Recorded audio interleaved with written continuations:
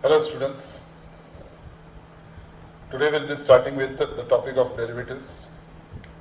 Very interesting topic, but as I said, it is absolutely new for you. You are doing it for the first time.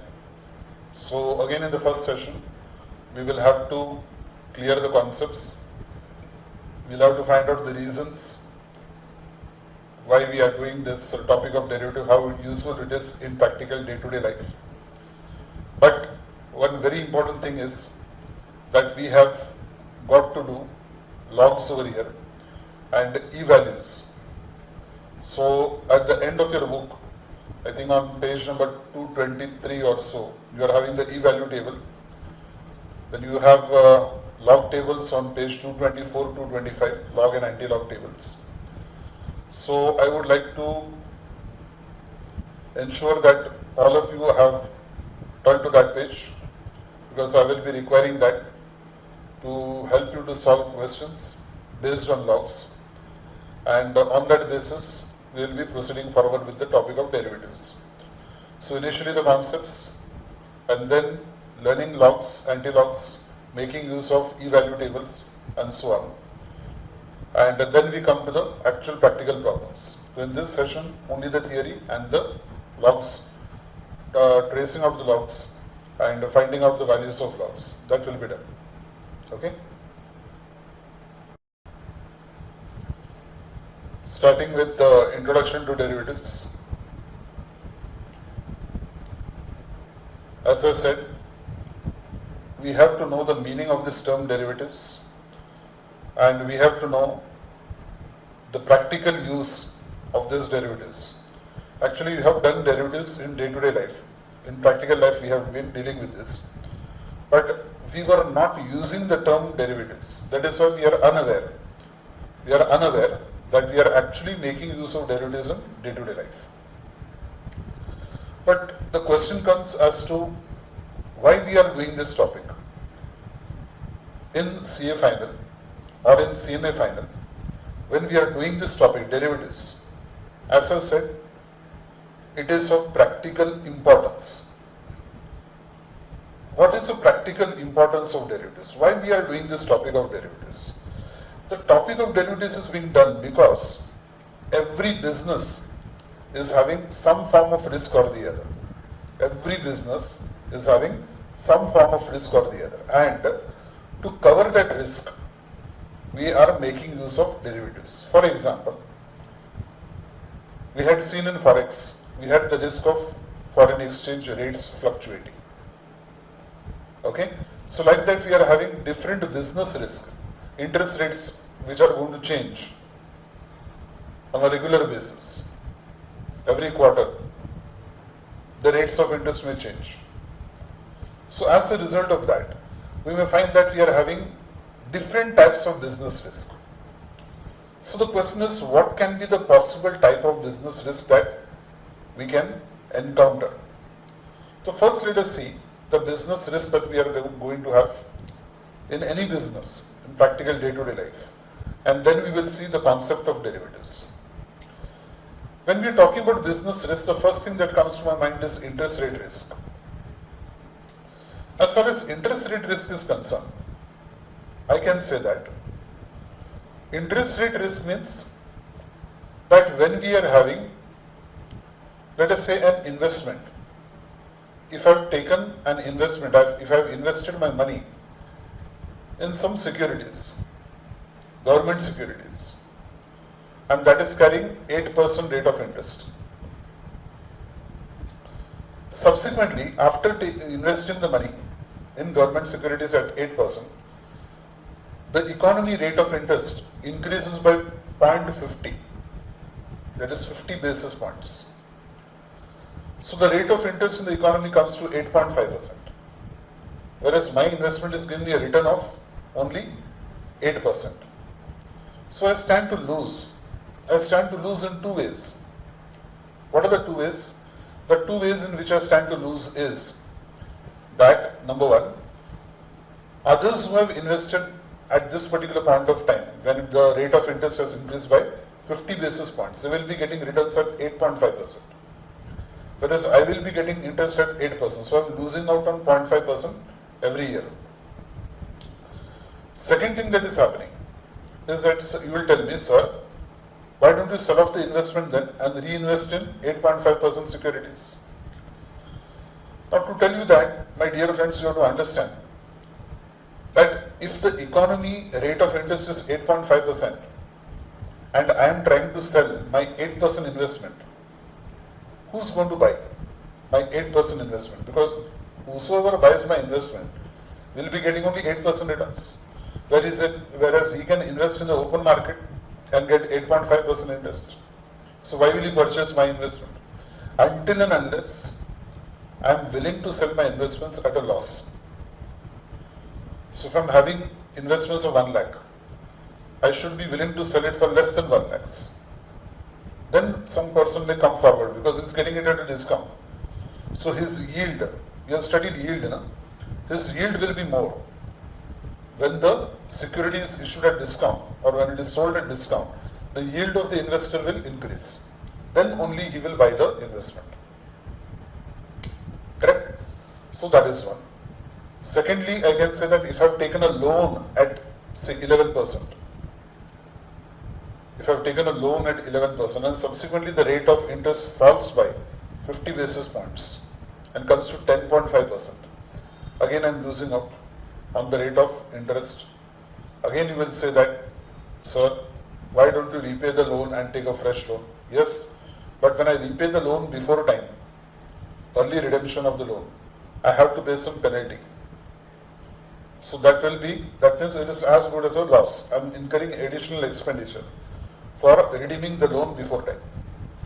So there are complications, and this is called as what we call as the interest rate risk. The second type of risk which we have already done is exchange risk. As I told you, an importer imports goods worth rupees 1 lakh dollars, US dollars, when the rate is 71 rupees. Amount is payable after 3 months. After 3 months, the rate goes up to 73 rupees. So initially, he was supposed to pay 71 lakhs, now he'll pay 73 lakhs. Exchange risk. Same is the case with the exporter. Exporter may sell his goods when the rate of exchange is 71. Subsequently, after 3 months, when the customer is making the payment of the 1 lakh dollars, the rate has fallen to 69 rupees.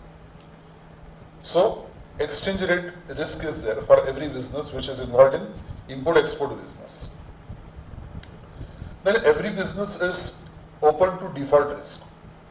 Customers to whom goods are sold on credit basis may default, may not be making the payments on time, and as a result we have to write them off as bad debts. So default risk is there, and that is there in every business, right? Next we can say production risk. What is this production risk all about? Production risk means that every business manufactures goods in anticipation of demand. In anticipation of demand. Which means that I do not know how many units of my goods will be sold in the market, how much I can sell in the market. But I go on producing with the hope that there is somebody who is going to buy. I do not know how many units will be bought by the customer. I go on manufacturing. When an author publishes a book, he does not know how many copies will be sold, but he prints and publishes, say 1,000 copies. May so happen that only 100 copies are sold. May so happen that all 1,000 copies are sold and there is a demand for another 1,000 copies. So production risk is always going to be there. That means I do not know as to how many units of my goods which are manufactured will be actually sold and marketed by. Then we have personnel risk. What is personnel risk? Personnel risk means that core members of my organization, core members of my team, the production manager, the finance manager, director of finance, director of production, director in charge of production, and all these important people because of whom my business is running, because of whom I am making large amount of profits, because of whose skill and intelligence are making a large amount of profits, revenues, they leave my organization. When they leave, what happens? Obviously, the skill and the talent is lost. Second, they may take away the patents that may have been developed by them if they are not in the name of the company. They may take away the goodwill that has been created because of them. Imagine a company, Reliance Industries, without Mukesh Ambani. What will happen? Reliance name will be there, brand is there, but the person is not there. The person who has driven the company. But he says that, okay, I am going to be a non-executive chairman. I will not participate in the decision-making process. You do whatever you want. In that case, what will happen? Company loses its shine. Company loses its goodwill. And maybe it will convert into loss of revenue also, loss of profits. So important personnel of my organization leaving the organization, that is called as personnel risk. Then we have what is called as environmental risk. Environmental risk, where company is putting its waste products into the air, polluting the water, as a result of which I may be pulled up by the Pollution Control Board, asked to pay heavy penalties, heavy fines, compensation, or I may be asked to close down my company there and shift to a new place. Risk is there. So that is your environmental risk. Clear? These are the different types of business risks that we have. So many business risks. So that is why I said that derivatives are required. So derivatives provide a valuable means of managing financial risk. How they provide? With various instruments of derivatives. And what are those instruments? Those instruments are in the form of forwards, futures, options, and swaps. Again, over here, these are the four main classifications. I can have a combination of them. For example, I can have a combination of options and swaps, and they are called as swaptions. Options and swaps. They are called as swaptions. So, main classification, I can say forwards, forward contract, future contract, options contract, and swaptions, and the swaps. Okay. Now, after this, we can have the concept of derivative. What is a derivative actually? Derivative, derive. If you see this word, derive. That means a derivative is an instrument, a financial instrument. Here we are talking about a financial instrument. A derivative can be any instrument. Any instrument, any piece of paper which derives value on the basis of the value of the underlying asset. That means, as such, it is a mere piece of paper. But what is documented in that paper gives value to that paper. So, derivative is a financial instruments whose value depends upon the value of the underlying asset. So, we have to now see what are the underlying assets. And on that basis, what type of derivatives we can have. Okay. Classification of derivatives. Three main classifications. One is on the basis of nature of contract. One is on the basis of underlying asset. One is on the basis of market mechanism. On the basis of nature of contract, I will be having forward, future, options, and swaps, as I told you. Four main classifications. And this is done purely on the basis of nature of contract. And in this, the characteristic, the features of the contract differ from each other. So, forward contract is the first that you have to learn. And you have to study in the same order also. The sequence should not change when you are studying. First, you have to know what is a forward contract. Once you know what is a forward contract, then you have to know what is a futures contract. After you know what is a futures contract, then you have to know what are options. And then after that, you will come to know what are swaps. So, in that order. Then, on the basis of what is the underlying asset. Underlying asset can be foreign exchange, it can be interest rates, it can be commodities, it can be equities. So it can be an equity share. It may be some commodities like gold. Gold is a commodity. So it can be some commodity like gold, wheat, soya bean, bajra, rice, sugar, some commodity, some dal, tur dal. So like this, I can have different assets which are covered by that particular document. So that becomes the underlying asset. Market mechanism on that basis, we have got basically OTC products and exchange traded products. OTC products, that means something that is bought and sold across the counter, over the counter products. So another name for this is over the counter products. Okay. Exchange traded products. Exchange traded products means that to purchase a product, it is not across the counter. Across the counter means what? Buyer and seller come together. Buyer wants to purchase, so he will make the payment. Seller will receive the payment and he will sell the product. That is across the counter. Buyer and seller are meeting each other. When it is exchange traded products means the buyer will approach the exchange, like you go to a stock exchange for buying an equity share. You can go to a broker also. If you are going to a broker, then it is an over-the-counter transaction. But if you are not buying it from the broker, you are going to the stock exchange and buying the shares from the stock exchange. Then it becomes a exchange traded product. So certain derivatives can be bought and sold between the buyer and seller, where they come together personally, individually. They have personal contact. The buyer knows who's the seller and seller knows who's the buyer. Whereas in an exchange traded product, buyer and seller have not seen each other. When you plug in into the stock exchange and say that I want to place an order for 100 equity shares, and somebody sells the shares to you, you do not know who is the person. You do not know who is the person selling. Same way, the seller who is selling the shares does not know who is the buyer of the shares, who has bought the shares. Your identities are not known to each other because there is a stock exchange in between. So you are buying from the stock exchange and he is selling to the stock exchange. The stock exchange becomes an intermediary. So likewise here there is an exchange, a commodity exchange, or what we call as a futures exchange, or futures exchange, which is between the buyer and the seller. So exchange traded products. Then we have participants in derivatives market. Again, three types of participants. We have done this in Forex, and I told you at the time of doing Forex that the same concept is going to arise again in derivatives. Do you remember that?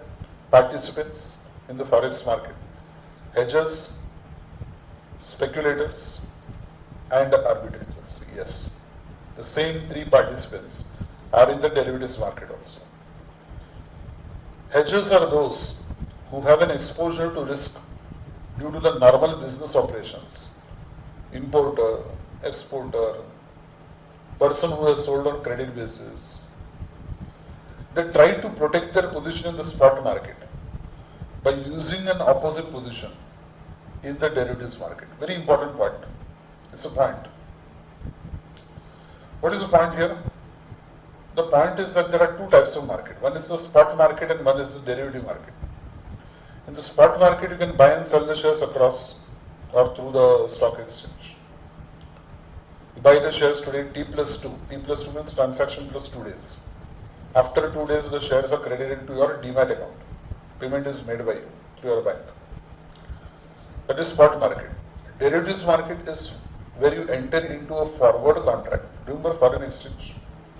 You go to the bank, enter into a forward contract, locking your rate of exchange.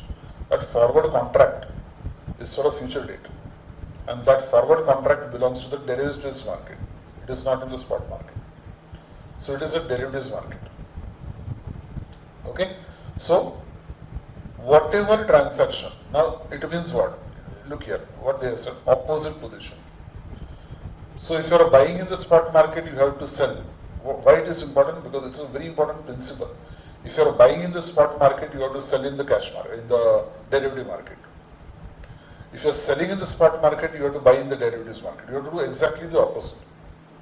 So in the spot market, or also called as a cash market, if you are buying, then derivatives market you have to sell. In the spot market, if you are selling, then in the derivatives market you have to buy. You have to enter into an opposite transaction so that you cancel the transaction, right? Second is speculators. Person who is speculating that prices will increase or prices will decrease with the objective of making a profit out of it. Speculator. Arbitrager is a person who finds that the same commodity is available in two different places at the same time at two different prices. Buys and sells simultaneously. Buys at a cheaper rate and sells at a higher rate simultaneously. Such a person is called as an arbitrager. Buys in the spot market, sells in the derivative market, or buys in the derivative market, sells in the spot market simultaneously. Such a person is called as arbitrators. Okay, so three participants you are saying. What are the choices? Forward contract, futures contract, and options contract. Now, before I go to the details of all this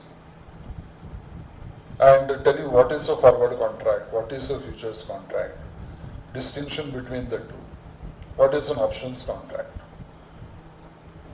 I want to tell you one small thing about derivatives. Big terms have been used. Forward contract, future contracts, swaps, options. But if you go to see any piece of paper which has an underlying asset having a value is called as a derivative. Derivative contract. Example, a life insurance policy that you are taking is a derivative contract. Do you know that?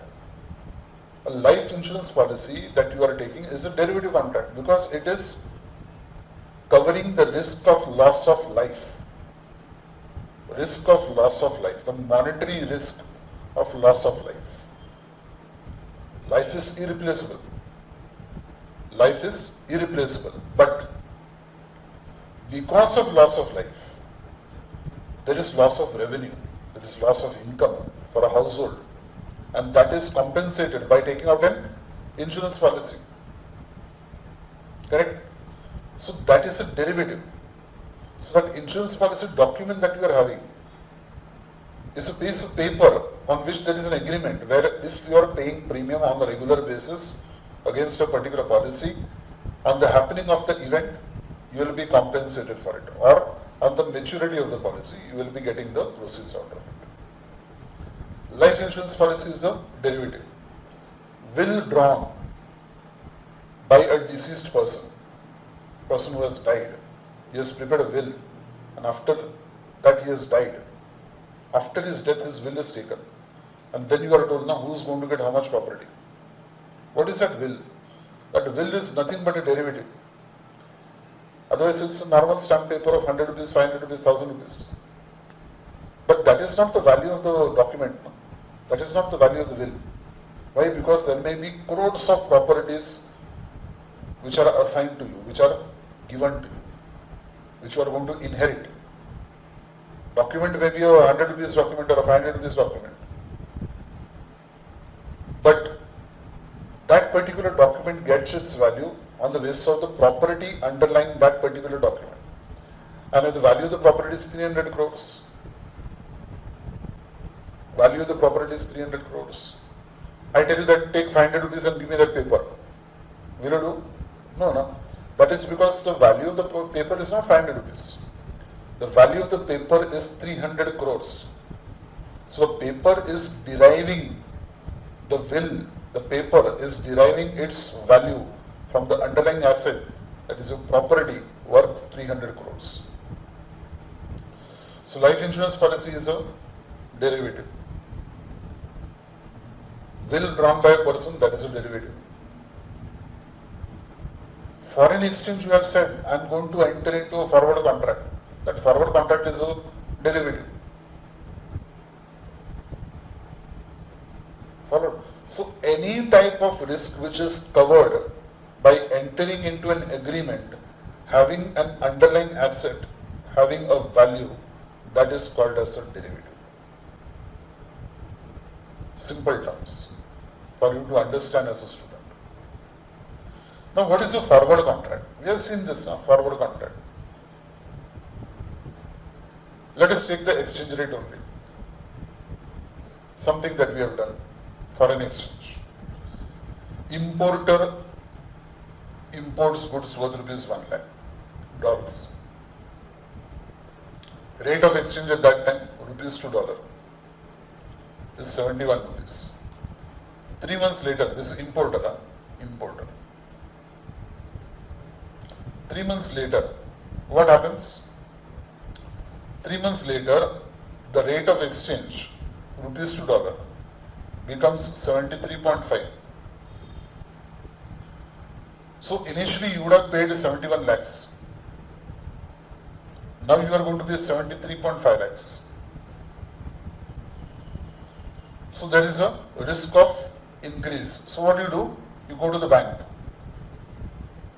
Bank says the 3-month forward rate is rupees to dollar, 72 rupees. So whatever may be the rate after 3 months, even if it is 3.5, 73.5 or 75 or 76, you are going to pay 72 lakhs. You are going to pay 72 lakhs. So your risk of loss is minimized. It's restricted. Followed. So that is a forward contract. So what has happened now? I'll give you another example. Another example is where farmers who are growing crops. You sow the seeds today, when will the crops come? What is the harvest time? Immediate. Tomorrow the seeds will give you plants and you will do the harvesting. No. Harvesting is done after 3 months, after 4 months. So you sow the seeds today. At the time of sowing the seeds, the market rate of wheat or the market price of rice may be 1,000 rupees per quintal.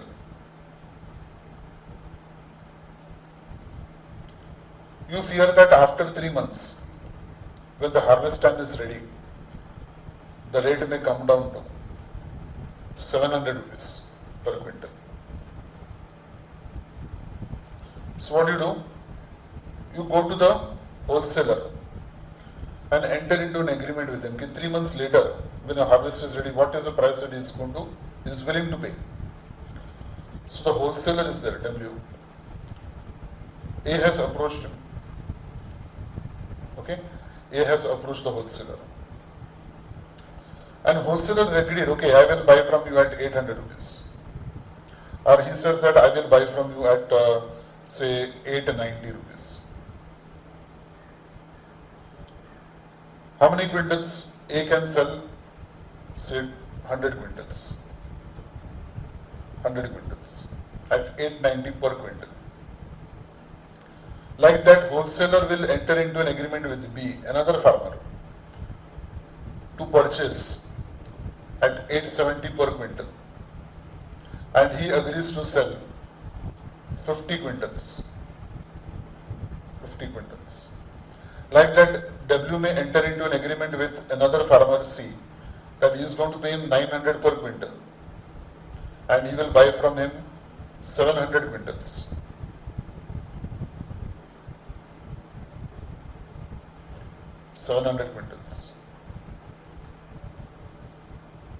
Right? So, what do you find now? You find that you can go and directly approach the wholesaler and ask him what is the price that he is willing to pay. He tells you the price. You agree upon it. But like that, he has agreed into contracts with the different farmers at different rates to buy different quantities. On the due date, what happens?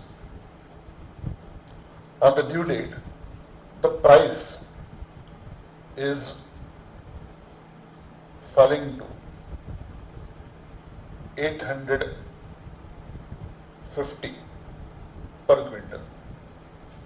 Actual price on due date is 850 per quintal in the open market. Tell me, will either of these things be complied with? No. Why? Because here the price was 890, here the price is 900, here the price is 870.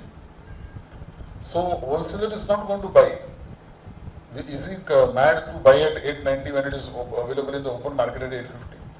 Will he pay 870 when it is available at 850? Will he pay 900 when it is available at 850? No. So he will say, no, I am not going to buy from any of you. A, B and C, go to hell. I am buying from open market at 850 per quintal. Now A, B and C tell him, we are going to file case, you be careful now. You have entered into a legal contract with us. We will file a case in the court, district court. What does wholesaler say? He gets frightened, he will buy from you? No.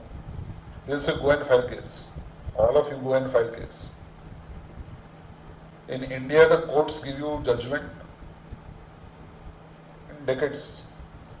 You may not get the judgment, your son may get the judgment, your grandson may get the judgment. Go file the case. So in such a scenario, do you think that the farmers will go and file the case? They will suffer a loss. They will suffer a loss. So one of the limitations, this is a forward contract, all these are forward contracts. But all these contracts are having a limitation. What is the limitation? The limitation is that, first, wholesaler can enter into contracts with the different farmers at different prices. We have seen different prices. So with one he has entered into an agreement for 890.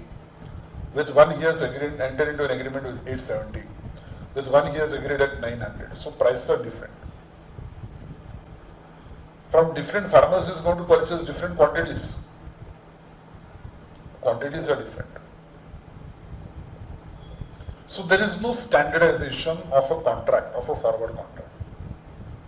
It is not a standard contract. Because there is no uniformity of quantity purchased, there is no uniformity of price. Every transaction is a separate transaction. So forward contract is simply a contract. It is not a standardized contract. It is simply a contract to buy or sell an asset at a predetermined future date at a predetermined price. What is the disadvantage of this? Because I should know what is the disadvantage of this, because the disadvantage of this will take us to the next one. Will take us to the next derivative instrument. The disadvantage of this is that standardization is not there. Standard quantity is not there. Standard price is not there. No standard quantity, no standard price, and no guarantee of performance. What did wholesaler say? Go to hell. I am not buying. Whatever you want to do. Want to file a case? Go and file a case. But if the price had to increase to 900 rupees, the farmers would have defaulted. Farmers would not be selling at 890 and 870. They will tell the wholesaler, then you go to hell. So that means one of the parties will default. There is no guarantee of performance of the contract. One of the two parties are liable to default. Until and unless both the parties are so honest.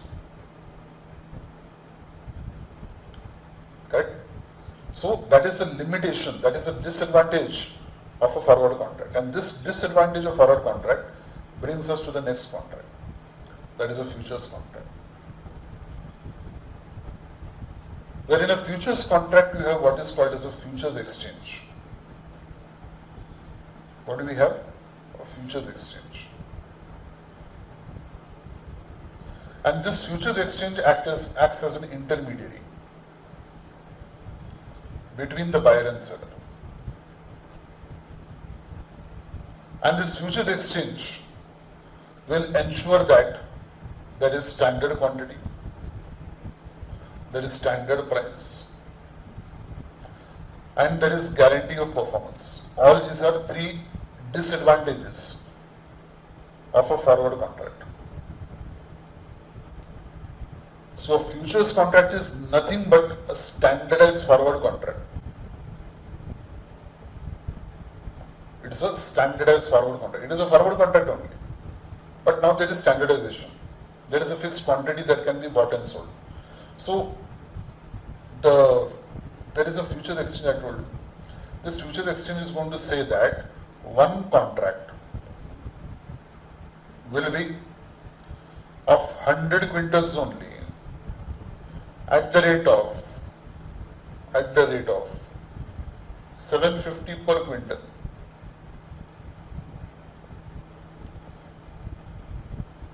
So anybody who wants to buy has to buy in multiples of 100. So either you buy 100 quintals, or you buy 200 quintals, or 300 quintals, 400 quintals, 500 quintals, 1000 quintals. But if you want to buy 750 quintals, there is no such contract. You can buy 7 contracts of 100 quintals each. 50 quintals not available. You go to a departmental store, you want to buy 1 packet, 1 kilo sugar. But they tell you 1 kilo sugar is not there, sir. Only 5 kilos sugar is there. Buy it or leave it. Like that. Or vice versa. You want to buy 5 kilos sugar for the entire month, for your entire family. But 1 kilo packet is there. So you'll have to buy 5 1 kilo packets. Followed. So like that. So either you buy in multiples of 100, standardized contract. At 750, price is also fixed. So you can't have different prices for different buyers. One price is fixed. Price is fixed by whom? By the futures exchange. And futures exchange guarantees the performance of the contract. That means it gives you the guarantee that buyer will buy, seller will sell. How that is done, that we will see later. Because now we are just introducing the concept. Okay, so this is what is the futures contract. So what do we say? The futures contract is a specialized form or a standardized form of forward contract. Standardized forward contract. Terms and conditions are the same. It is at a future date. Everything is same. Predetermined price, predetermined date. Everything is same. But what is the word to be used here? Standardized forward contract. It is a standardized forward contract with mark to market or marking to market on daily basis. Now this concept we will be doing at a later date. Okay. For the time being, I am not going to discuss this mark to market because I am not doing futures now in detail. Okay. I am just doing the concept. What is an options contract? Again, options is a lengthy part, very lengthy, very confusing part. But now I am not going to discuss in detail. I am just going to give you the idea behind it. Forward contract had limitations, so we had futures contract, where all those limitations were removed and it was guaranteed by the futures exchange. So there was an intermediary. So buyer has to buy from the futures exchange, seller has to sell to the futures exchange. It is like a stock exchange. Correct? So forward contract is an over-the-counter contract. Buyer and seller can come directly in contact with each other. Futures contract is an exchange traded contract. Exchange traded. Options. Now what is the limitation of forward futures contract? Limitation of a futures contract is one of the two parties are bound to suffer a loss. Either the buyer ends up buying at a higher price, because even if the market falls, he has to enter into a transaction and fulfill the transaction. He has agreed to buy at a particular rate, market price falls after that, he has to buy at that rate. Vice versa, seller has agreed to sell at a particular rate, after that price increases, he has to sell at that lower price. So he will suffer a loss. One of the two parties are going to suffer a loss, that is for sure. But I don't want to. That is a limitation of futures contract. But now I am saying, I don't want to suffer a loss. I don't want to suffer a loss. I will decide whether I should enter into the contract or not, whether I should execute the contract or not. So I say that I want the option. I want the option where I will decide whether I will execute the option or not. Example, I purchase a cinema ticket to go for a movie. I purchase a cinema ticket to go for a movie, or I purchase ticket for flying by air from Hyderabad to Bombay. Air ticket is purchased. I pay the cost, 4,500, 5,000. I pay the cost. I purchase a ticket for 5,000 rupees, Hyderabad to Bombay, or Hyderabad to Delhi. After purchasing the ticket, can the airlines force me to sit, force me to travel? No. I need not travel. On that particular day, my mood is not there, I will not travel. Can the airlines force me to travel? No. So I have got the option whether I should exercise my right or not. I have got the right to board the plane to travel. I have got the right, but not the compulsion, but not the obligation. So when I purchase the right but not the obligation for a performance of a contract, that is called as an options contract. What is important here? I have highlighted right but not the obligation. I have got the right to board the plane and travel, but I don't have the obligation, I don't have the compulsion. You can't force me. So right but not the obligation to enter into a deal at or before a specified future date. It may be a call option, that is a right to buy, or a put option, that is a right to sell. Now all these things we will do in detail in the topic of derivatives. Up till here you forward contract, futures contract, options contract. Okay? Now see.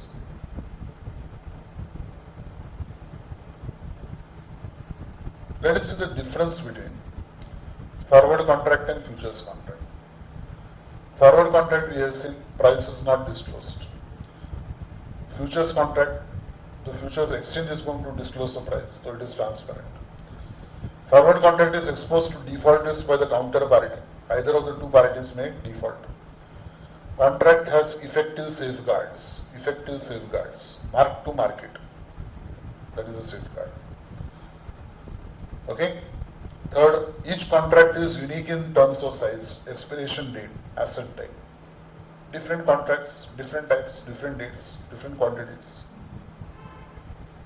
Each contract is different from the other, so each contract is unique. Here there is standardization in terms of size, expiration, date, asset type, etc.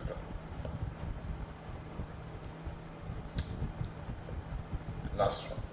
Settlement of the contract is done by delivery of the asset on the expiration date. And against that we have settlement of the contract is done on cash basis. Difference is paid. Whatever is the difference in my price and the market price, that is paid in cash settlement. So these are the basic differences between a forward contract and a futures contract. Okay, this is given in your book, nothing to write down. How to calculate the value of your futures? That is very important. How to calculate the value of your futures? So we have got three different types of situations. Three situations are when there is no income from the asset concern. There is no dividend income coming. There is no interest income coming. For example, if I am purchasing a few units of Sensex or Nifty, or if I am purchasing a zero coupon bond. I have told you what is a zero coupon bond. A zero coupon bond is a bond which is issued at discount, which does not carry any rate of interest. There is no coupon rate. So there will be no regular inflow of cash, no income. There is no dividend because it's a bond. So what you get, 1000 rupees bond is issued at 900 rupees. So when you are paying 900 rupees. When you are maturing and receiving that amount, you get 1000 rupees. So that 100 rupees you get only at the time of maturity. During the period, there is no income. So if there is no income on the concerned asset, the formula is F is equal to, F is futures value or forward value, is equal to S is spot value into E raised to RT. E is an exponent like your pi. Pi is equal to 22 upon 7, 3.142. Like that we are having value of E. Okay, so E is there. So E is taken as a value and that E value is defined. That means we are having some specific value for that. That is 2.71828 is the value of E. Raised to R. R is the rate of interest or the rate of expected dividend or the rate of interest on borrowing or lending. Risk-free rate of interest. Risk-free rate of interest. Not on that security but on some other security. T is the time of the contract. 3 months contract, 4 months contract. So if it is a 3 months contract, it will be 3 by 12. If it is a 6 months contract, it is 6 by 12. If it is a 9 months contract, it is 9 by 12. So T is the time of the futures contract. Where the asset provides known yield, dividend, F is equal to S minus I into E raised to RT. Where this I is the dividend, the present value of the dividend.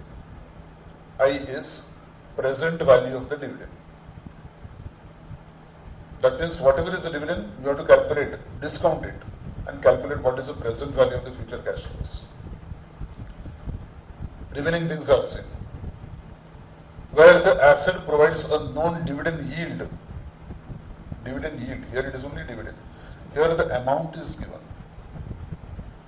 Amount of dividend, 2 rupees per share, 10 rupees per share. That amount is given. Here dividend yield is given. This is given in percentage. So if it is given in percentage, the formula differs. It is R minus Q, where R is the expected rate of return, risk-free rate of return. Q is the dividend yield. So all these three things are given to you. F is equal to futures price, S is equal to spot price, E is equal to 2.71828. You don't have to remember the value of this because there is something called as E value tables. And once you come to that E value tables, everything is clear. So don't have to worry. Rate of interest on borrowing or lending. T is time of futures. I is present value of the expected dividend. And Q is the rate of dividend. Dividend yield. Point is clear. Absolutely clear. Basic principles of pricing futures.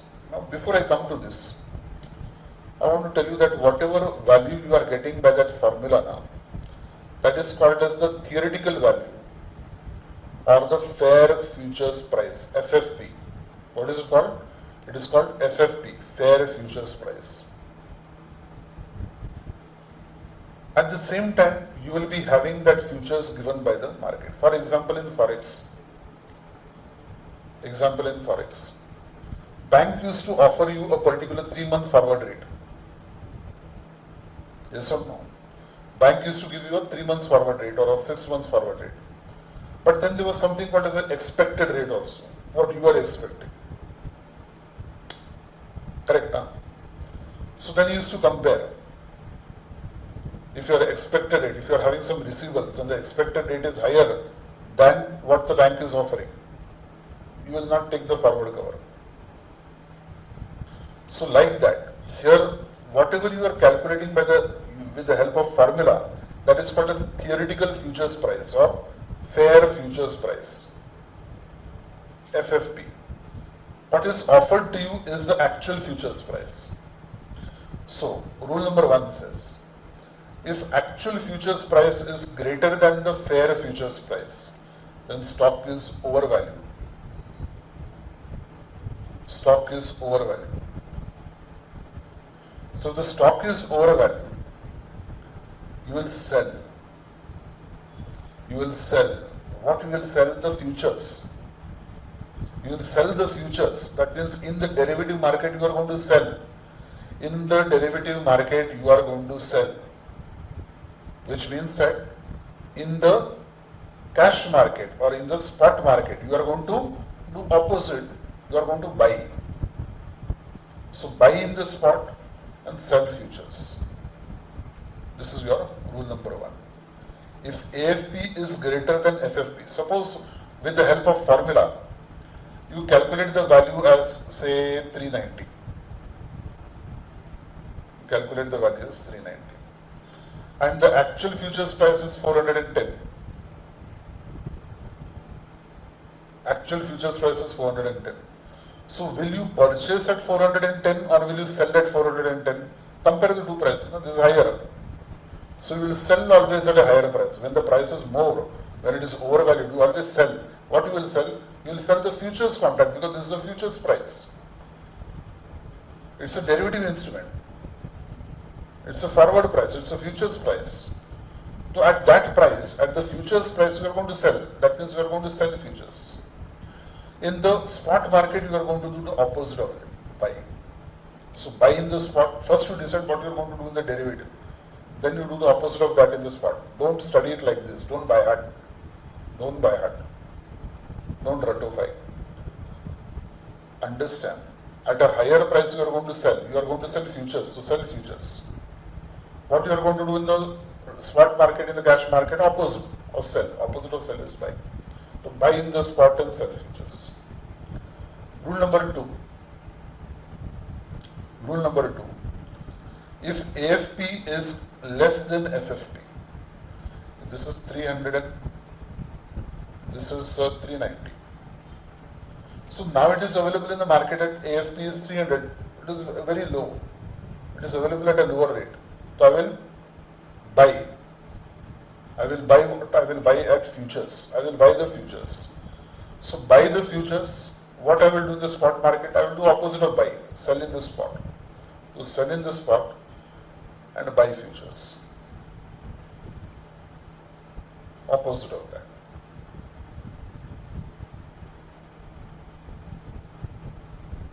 This is clear? Okay? So we'll do some problems based on this, then you will understand. Example 1. We'll take up an example. What is given? What would be the 3 months futures price of a non-dividend stock with a current market price of rupees 150? So this is your spot rate. Yes. And continuously compounded risk-free rate is also called as continuously compounded risk-free rate, CCRF. 8%. CCRF is 8%. So first we will calculate the futures price, theoretical futures price. Then they have given case 1. If it is 160, then what you will do? If it is available for 140, then what you will do?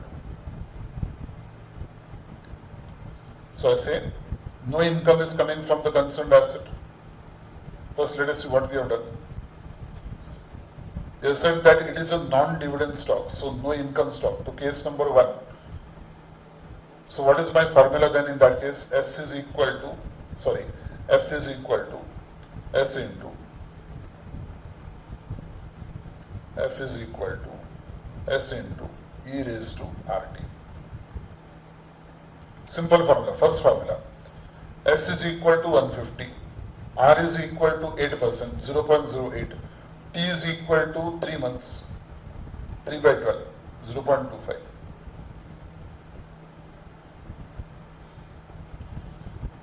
Formula is F is equal to S into E raised to RT. E raised to 0.08 into 0.25. E raised to 0.02.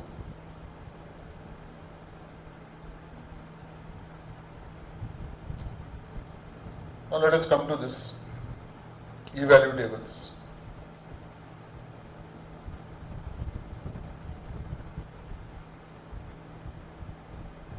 E-value tables. Go to page number 223, 222, 223, 222 you go to. 222 of your book. E-value tables. What is my value? E raised to, what is the exponent? 0.02.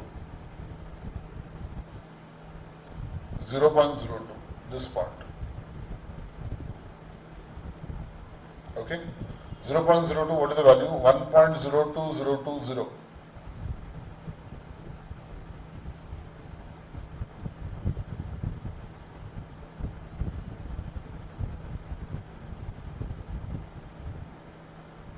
Zero point zero two, 1.0202, this is the value.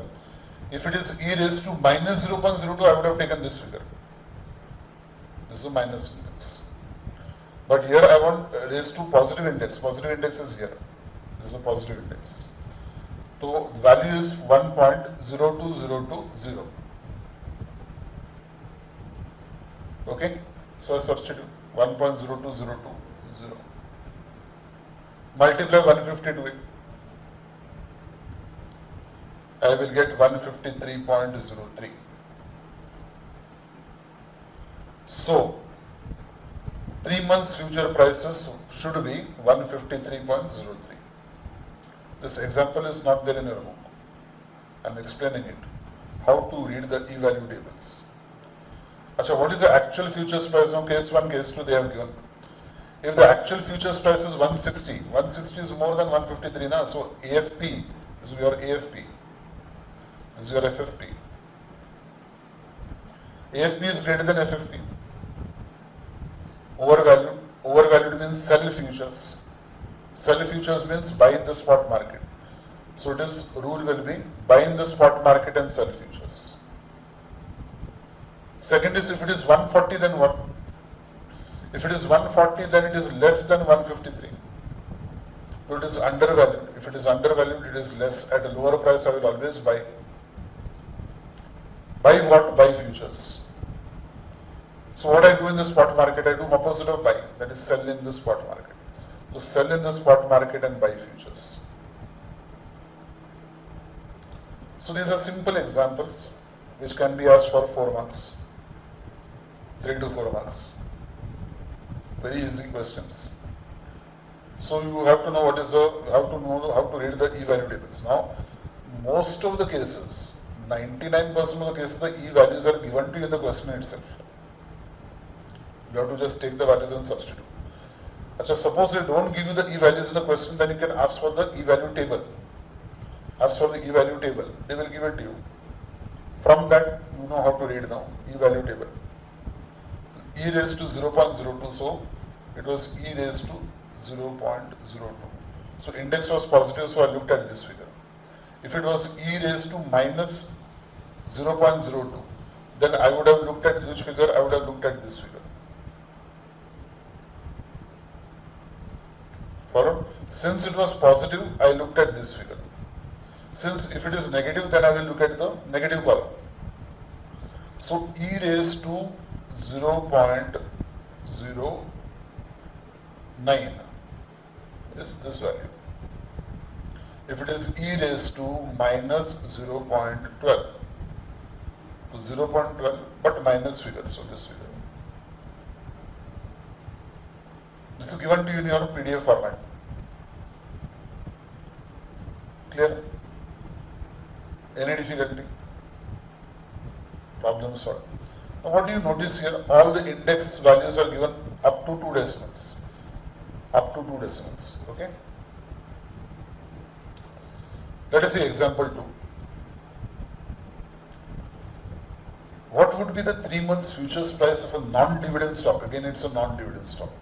Current market price 375. S is equal to 375. Continuously compounded history rate of interest R is equal to 10%. If the futures price is 387, 3 months futures, so that means it is T, 3 by 4, 3 by 12. Futures price is 387, then what action would follow? And if it is 375, then what would you do? Why I am doing this problem? You say, sir, it is same as first example. Why you are wasting time, sir? Correct, na? I don't waste time. I teach and I convert time into productivity. After all, chartered accountant, cost accountant, correct now? Finance manager. What do we start with? There is no income for the asset concern, S into E raised to RT.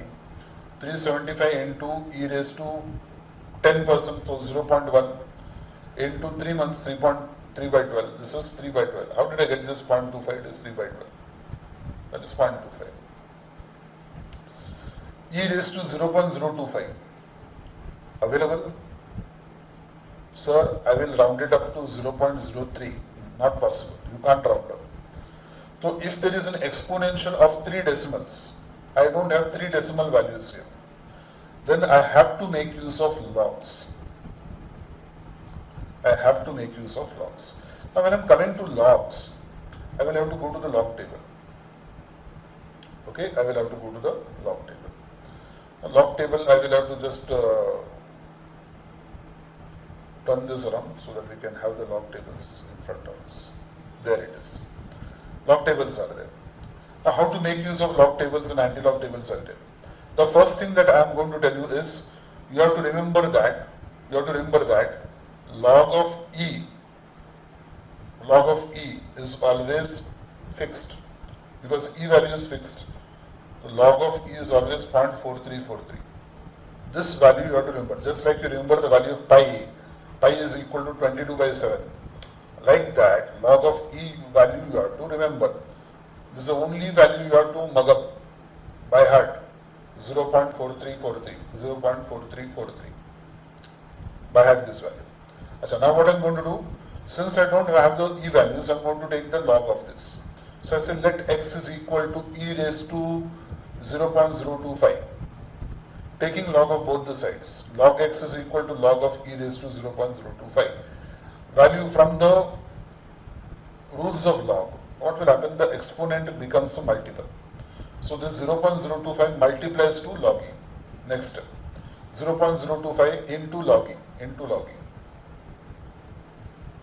What is log E? 0.4343. I have just told you now. You have to remember this value. Don't remember any other value. 0.025 into 0.4343. So that will come to 0.0108. So x is equal to anti-log of this.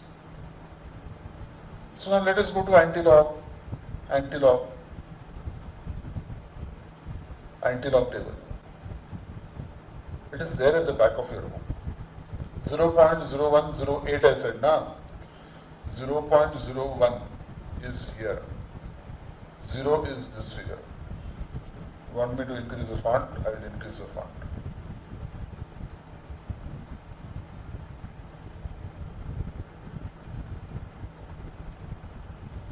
Nobody has taught you logs now. I will teach you logs. What do you find now? Can you see the numbers? What is the number here? 0.0108. 8 means where? This is the mean difference column. 8 over here. 1023 and add 2. So I get 1025.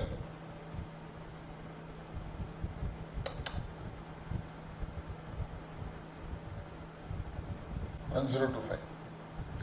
1023 plus 2 will give you 1025. What is the characteristic of that? It was 0.01. Characteristic is 0. You know, characteristic and 90 sana logarithms here.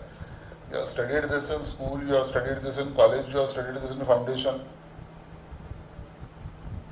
You know what is characteristic? The figure it is before the decimal is characteristic. After the decimal the figure is 90 sana. Characteristic is how much? 0. 0 plus 1, that means 1. So decimal should be after the first, it will move towards the right by 1 place. So it will be 1.025. 1.025. So first what you do? 0.0, 0.0, 0, 0.010, 8. 8 in the mean column. Add this figure to 1023. Get 1025. Are you understanding? Otherwise, you rewind and again check out.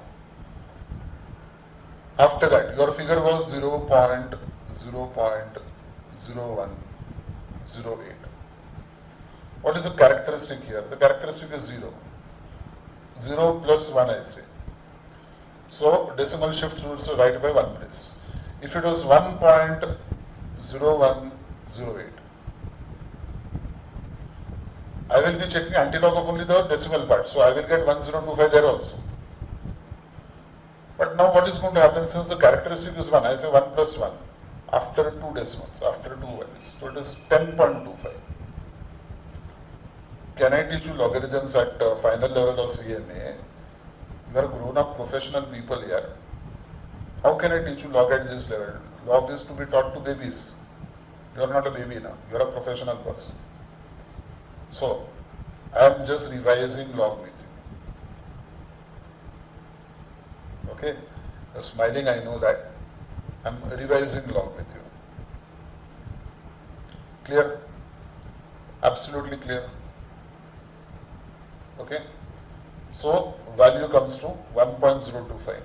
Substitute over here, 375 into 1.025. So the value comes to 384.38.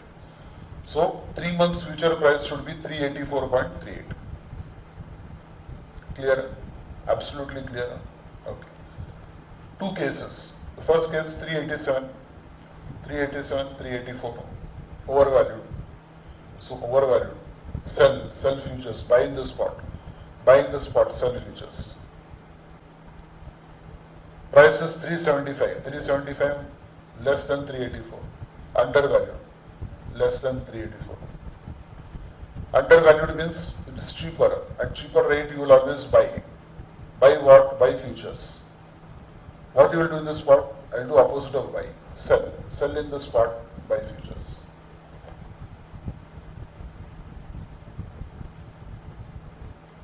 Absolutely clear. This is what initial calculation of futures will be leading you. Where I told you that this calculation of log is going to become useful to you. So you have to know how to make use of log table. How to make use of log table. So in this first session, in this first lecture of derivatives, I have taught you the basic concepts, the meaning, the concepts of derivative, how to make use of logs, how to calculate the future value of a particular stock. And now we end this year, but what we will be doing is, before we go to the next session, that is lecture number 2 of derivatives, I want you to revise and practice a lot of problems with logs.